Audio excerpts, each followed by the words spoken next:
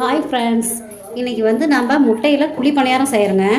இது எப்படி செய்யலான்னு பார்க்கலாம். முன்ன வந்து நம்ம வெங்காயம், பச்சை மிளகாய், கருவேப்பிலாம் தாளிச்சிக்கலாம். தாளிச்சிட்டு அப்புறமா நம்ம மாவில் கொட்டி அதுக்கப்புறம் முட்டை குழி பணியாரம் செய்யலாங்க. எப்படி செய்யலான்னு பார்க்கலாம் வாங்க. முதல்ல வந்து ஆயில் ஊற்றிக்கலாம். ஆயில் ஊற்றி கடலைப்பருப்பு போட்டுக்கலாம்.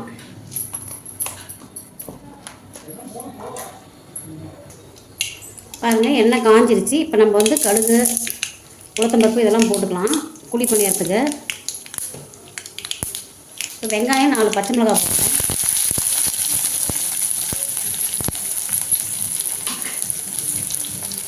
இதுலேயே கொஞ்சம் கருப்பு தலையும் போட்டுக்கிறேன். பாருங்கள், கொஞ்சம் பாதி வந்து நல்லா வெந்த பிறகு நம்ம மாவில் எடுத்து கொட்டிக்கலாம்.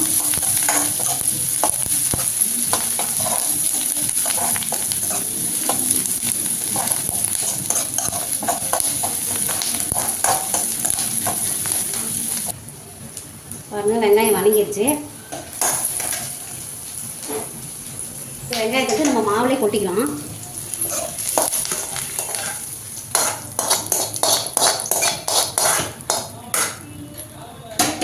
மாவில் போட்டு முட்டையை வந்து அதிலே உடச்சி ஊற்றிக்கலாம்.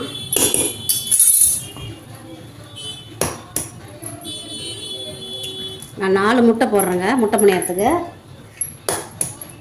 எவ்வளோ முட்டை வேணாலும் போட்டுக்கலாம், நமக்கு டேஸ்ட்டு தான். இதை எல்லாமே உடச்சி ஊற்றி நம்ம இப்போ பணியாரம் சுடலாம்.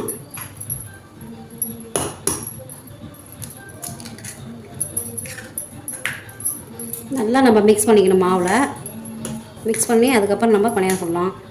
நல்லா சாஃப்டாக வரும். முட்டை பணியாரம்னாவே நல்லா மெதுன்னு இருக்கும். இது மாதிரி மிக்ஸ் பண்ணி நம்ம இப்போ பணியாரக்கல்லில் ஒவ்வொன்றா ஊற்றிக்கலாம்.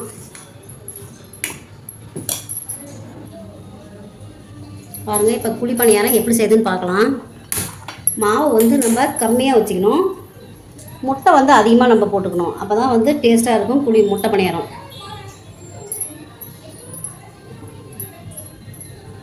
எப்பயுமே முட்டை பணியாரம்னாவே மாவு வந்து நீங்கள் கம்மியாக தான் போடணும். பாருங்கள், இப்போ எப்படி சொல்லலான்னு பார்க்கலாம் வாங்க.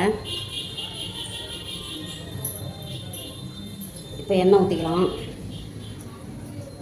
எண்ணெய் நிறையா ஊற்றினீங்கன்னா தான் டேஸ்ட்டாக இருக்கும். கொஞ்சம் கல் காயிட்டும். பாருங்கள், கல் காஞ்சிருச்சு. இப்போ நம்ம வந்து பணியாரம் ஊற்றலாம்.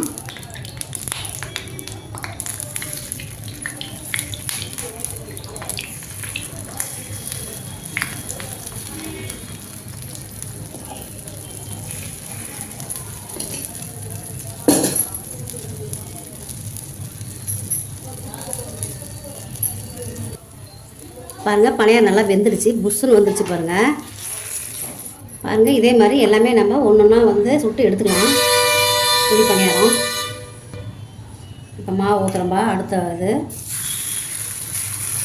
எவ்வளோ தாங்க ஈஸி தான் பணியாரம். நைட்டுக்கு வந்து நம்ம டிஃபன் மாதிரி வச்சுக்கலாம் பணியாரம்.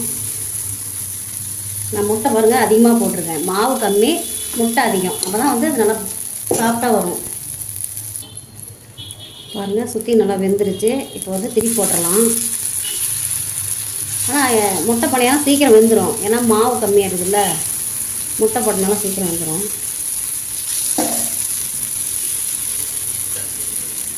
அப்புறம் மேலே கொஞ்சம் எண்ணெய் ஊற்றிக்கலாம்.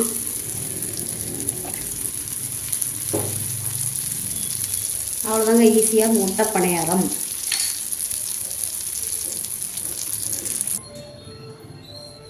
பாருங்கள், முட்டை பணியாரம் ரெடி ஆகிடுச்சு. அதுக்கு வந்து கார சட்னி நான் ரெடி பண்ணியிருக்கேன். நல்ல கார சட்னி அதுக்கு மேட்சாக. இந்த மாதிரி நீங்களும் செஞ்சு பார்த்துட்டு சாப்பிட்டு எப்படின்னு பார்த்து சொல்லுங்கள். லைக் பண்ணுங்கள், ஷேர் பண்ணுங்கள், கமெண்ட் பண்ணுங்கள். தேங்க்யூ.